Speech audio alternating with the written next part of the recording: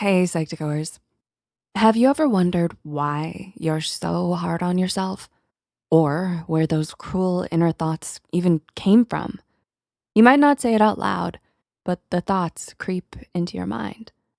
Like, I'm so stupid. I don't deserve to be happy.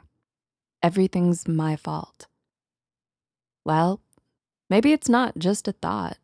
Maybe it's a way to punish yourself with guilt, overwork, isolation, or constant self-blame. This is a form of what's known in psychology as emotional self-harm. And while it's invisible to the eye, its impact runs deep.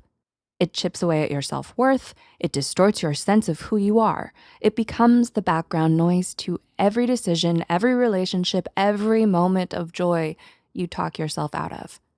Today, we're going underneath that pain to the places it began, because these patterns didn't appear out of nowhere. They were learned, and they can be unlearned too. What emotional self-harm really is. Emotional self-harm doesn't always look dramatic. Sometimes it's hidden in small everyday habits like apologizing when you've done nothing wrong, denying your own needs to keep the peace, overachieving just to feel like you're enough, or talking to yourself in ways you'd never speak to someone else. You might not even realize it's harming you because it feels normal. But over time, emotional self-harm can lead to low self-esteem, chronic anxiety or depression, difficulty trusting others, and even a fractured sense of self. Psychologists have found that internalized self-criticism and unresolved emotional trauma are deeply linked to these long-term effects on mental health and relationships. Why? Because, often without realizing it, you're sending yourself the message, I'm not worthy, and your brain starts to believe it. So now that we understand what it looks like, let's talk about where it comes from. The childhood roots. No one is born with an inner critic, so where does it come from? For many, emotional self-harm begins in childhood, especially if you were ignored when you needed comfort, criticized more than praised, expected to be strong or grow up fast, or blamed for things that weren't your fault. Studies have shown that early emotional neglect and invalidation can deeply shape how we relate to ourselves, often leading to chronic self-blame and harsh inner dialogue in adulthood. To make sense of the chaos, your younger self may have thought, if I change myself, maybe they'll love me. If I stay quiet, maybe I'll stay safe. That self-blame becomes a shield. It gives you a false sense of control in a world that felt unsafe. But over time, it can lead to emotional suppression, hypervigilance, constantly bracing for rejection, codependency, putting others' needs above your own just to feel valuable. As a child, you absorb everything like a sponge. So if love felt conditional or safety felt fragile, your mind held onto those lessons, even if they hurt.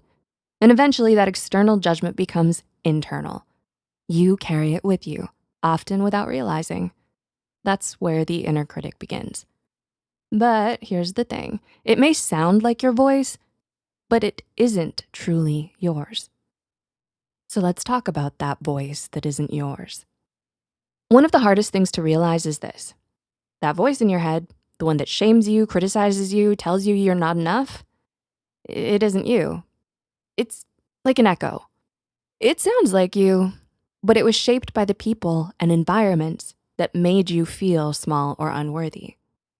Psychologists call this internalized criticism, when you absorb the harsh messages of others and begin repeating them to yourself. Not because you're weak, but because repetition is how the brain learns.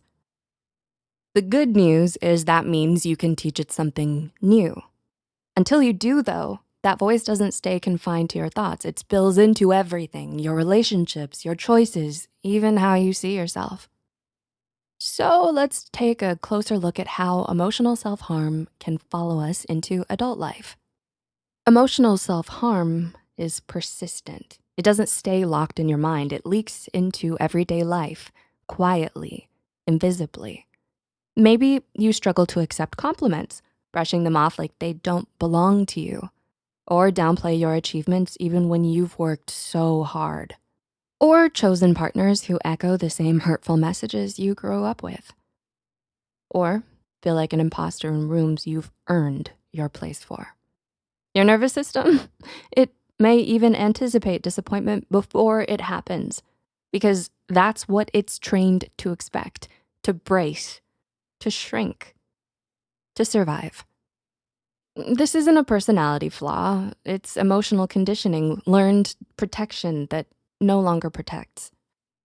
And the good news here is that what was learned can be unlearned with awareness, safety, and self-compassion. When you've lived with emotional self-harm long enough, it can feel like the only way to exist. But you learn to survive, and now you have the chance to live differently.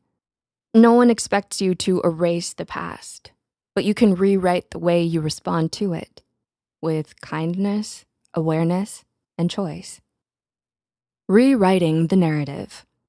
Healing doesn't mean pretending the past didn't happen. It means meeting it differently, softer this time. It's recognizing when those old patterns show up, and instead of shaming yourself, you get curious.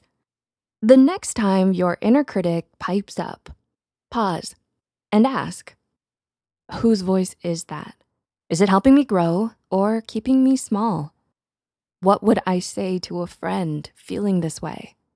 And in that pause, you're interrupting the cycle.